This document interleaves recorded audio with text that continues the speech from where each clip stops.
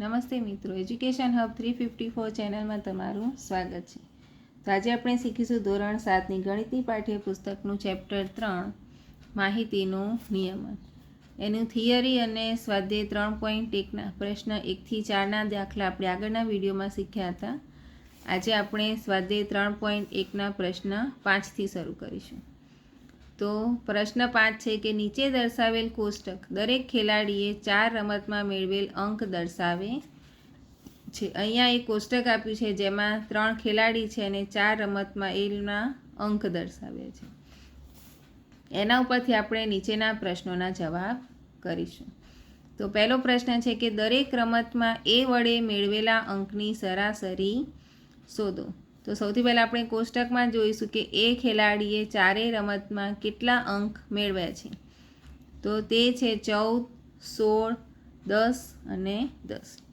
હવે સરાસરી શોધવા માટે આપેલા અવલોકનોનો સરવાળો કરીશું, જેનો જવાબ મળે છે 50 ભાગ્યા કુલ સંખ્યા, એટલે કે 50/4, જેનો ભાગાકાર કરતાં આપણને જવાબ મળે છે 12.5. બીજી રકમ છે કે બીજો પ્રશ્ન, દરેક રમતમાં સી વડે કરાયેલા રનનો સરાસરી અંક જાણવા માટે તમે કુલ સંખ્યાને 3 વડે ભાગશો કે 4 વડે. શા માટે? તો સી વડે કરાયેલા રનની સરાસરી અંક જાણવા માટે કુલ સંખ્યાને 3 વડે ભાગીશું. કેમ? તો કે કારણ કે ખેલાડી સી એ ત્રીજી રમતમાં રમ્યા નથી, એટલે કે સી નંબરના ખેલાડીએ ફક્ત 3 જ રમતો રમી છે. ત્રીજો પ્રશ્ન છે કે બી એ 4 રમતમાં રમ્યો છે, તો તમે તેની સરાસરી કેવી રીતે શોધશો? તો બીની સરાસરી શોધવા માટે 0, 8, 6 અને 4, એટલે કે 4 અંકોનો સરવાળો ભાગ્યા 4, માટે 18/4 બરાબર જવાબ મળે છે 4.5. પાંચમો પ્રશ્ન છે કે કોનો દેખાવ સૌથી સારો છે? તો ખેલાડી એનો દેખાવ સૌથી સારો છે, કારણ કે ખેલાડી એના બધા જ અંક સારા છે. પ્રશ્ન 6 કે વિજ્ઞાનની એક કસોટીમાં વિદ્યાર્થીઓના એક સમૂહે પ્રાપ્ત કરેલા ગુણ 100માંથી મેળવ્યા છે. હવે આ મેળવેલા ગુણ ઉપરથી આપણે પ્રશ્નોના જવાબ કરીએ. તો પહેલો પ્રશ્ન છે કે વિદ્યાર્થીઓએ મેળવેલ સૌથી વધુ અને સૌથી ઓછા ગુણ. તો આપણે આ ગુણમાં જોઈએ કે સૌથી વધુ ગુણ છે 95 અને સૌથી ઓછા ગુણ આપણને મળી રહ્યા છે 39. બીજો પ્રશ્ન છે કે મેળવેલ ગુણનો વિસ્તાર શોધો. તો વિસ્તાર શોધવા માટે આપણે જાણીએ છીએ કે મહત્તમ ગુણ માઇનસ લઘુત્તમ, એટલે કે સૌથી વધારે સંખ્યામાંથી સૌથી ઓછા. તો સૌથી મહત્તમ ગુણ છે 95 અને સૌથી ઓછા છે 39. તો એ બંનેની બાદબાકી કરતાં જવાબ મળે છે 56. ત્રીજો પ્રશ્ન છે કે સમૂહ દ્વારા મેળવાયેલા ગુણની સરાસરી શોધો, એટલે કે સરાસરી બરાબર બધા અવલોકનોનો સરવાળો ભાગ્યા કુલ સંખ્યા. તો બધા અવલોકનોનો સરવાળો કરતાં જવાબ મળે છે 730/10. 0 ચેકી નાખતા 73 જવાબ મળશે. સાતમો પ્રશ્ન છે કે સળંગ 6 વર્ષોમાં એક શાળામાં વિદ્યાર્થીઓની સંખ્યા નીચે પ્રમાણે હતી: 1555, 1670, 1750, 2013, 2540 અને 2820. તો આ સમયગાળા દરમિયાન શાળાના વિદ્યાર્થીઓની સરાસરી સંખ્યા શોધો. હવે સરાસરી શોધવા માટે આપણે બધા અવલોકનોનો સરવાળો કરીશું ભાગ્યા કુલ સંખ્યા લઈશું. બધા અવલોકનોનો સરવાળો અહીંયા દર્શાવ્યો છે, જેનો જવાબ મળે છે 12348 ભાગ્યા કુલ સંખ્યા. હવે 12348/6, જેનો ભાગાકાર અહીંયા છે જોઈ લઈએ કે 6 દુ 12, માટે 12માંથી 12 જશે તો 0 0. 3ને નીચે લાવીશું પણ 6નો 3 વડે ભાગ ના ચાલે, માટે અહીંયા મૂકીશું 0.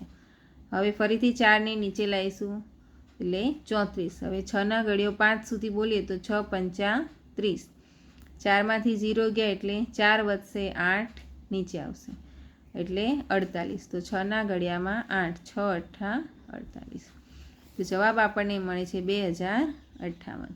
એટલે કે શાળાના વિદ્યાર્થીઓની સરાસરી સંખ્યા 2058 છે. પ્રશ્ન 8 કે એક શહેરમાં કોઈ ચોક્કસ અઠવાડિયામાં પડેલ વરસાદ મિલીમીટરમાં નીચે દર્શાવ્યા પ્રમાણે નોંધવામાં આવ્યો છે. હવે વરસાદ મિલીમીટરમાં છે સોમ, મંગળ, બુધ, ગુરુ, શુક્ર, શનિ અને રવિ. અઠવાડિયાનો અલગ અલગ દિવસનો વરસાદ આપણને અહીંયા આપ્યો છે. હવે પહેલો પ્રશ્ન જોઈએ કે ઉપરની માહિતીને આધારે વરસાદનો વિસ્તાર શોધો. તો વિસ્તાર શોધવા માટે મહત્તમ મૂલ્ય માઇનસ લઘુત્તમ મૂલ્ય, એટલે કે જે મોટું અવલોકન હોય એમાંથી નાનું અવલોકન બાદ કરવાનું. તો કોષ્ટકમાં જોઈએ કે સૌથી મોટું અવલોકન છે 20.5 અને સૌથી નાનું છે 0.0. તે બંનેની બાદબાકી કરતાં આપણને મળે છે 20.5. બીજો પ્રશ્ન છે કે આ અઠવાડિયામાં પડેલ વરસાદની સરાસરી શોધો. તો સરાસરી શોધવા માટે બધા અવલોકનોનો સરવાળો ભાગ્યા કુલ સંખ્યા, એટલે કે બધા અવલોકનો આપણા પોઈન્ટમાં છે, એટલે કે પોઈન્ટમાં રકમનો સરવાળો કરવા માટે પોઈન્ટની નીચે પોઈન્ટ આવે એ રીતે આપણે રકમ લખીશું અને જવાબમાં પણ એ પોઈન્ટ મૂકી દઈશું. ત્યારબાદ જેમ આપણે સાદો સરવાળો કરીશું એ જ પ્રમાણે સરવાળો થશે.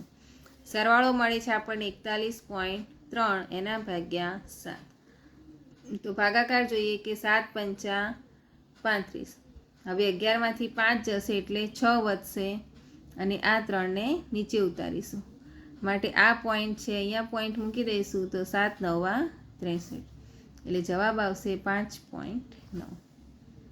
આગળનો પ્રશ્ન છે કે કેટલા દિવસોમાં વરસાદ સરાસરી વરસાદ કરતાં ઓછો પડ્યો છે. તો સરાસરી એટલે કે 5.9 કરતાં કેટલા દિવસોમાં વરસાદ ઓછો છે. તો 5 દિવસોમાં વરસાદ સરાસરી વરસાદ કરતાં ઓછો પડ્યો છે.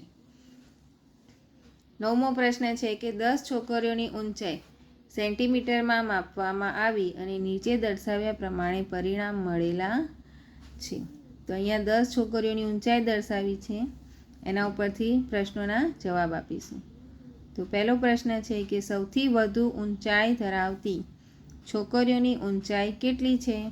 તો સૌથી વધુ ઊંચાઈ છે 151. બીજી રકમ છે સૌથી ઓછી ઊંચાઈ ધરાવતી છોકરીઓની ઊંચાઈ કેટલી છે. તો સૌથી ઓછી ઊંચાઈ મળે છે આપણને 128. ત્રીજો પ્રશ્ન છે કે આ માહિતીનો વિસ્તાર કેટલો. તો વિસ્તાર શોધવા માટે મહત્તમ મૂલ્ય માઇનસ લઘુત્તમ, એટલે કે મોટી સંખ્યા સૌથી વધુ મોટી સંખ્યામાંથી સૌથી નાની સંખ્યા 151 માઇનસ 128 બાદ કરતાં 23 મળશે.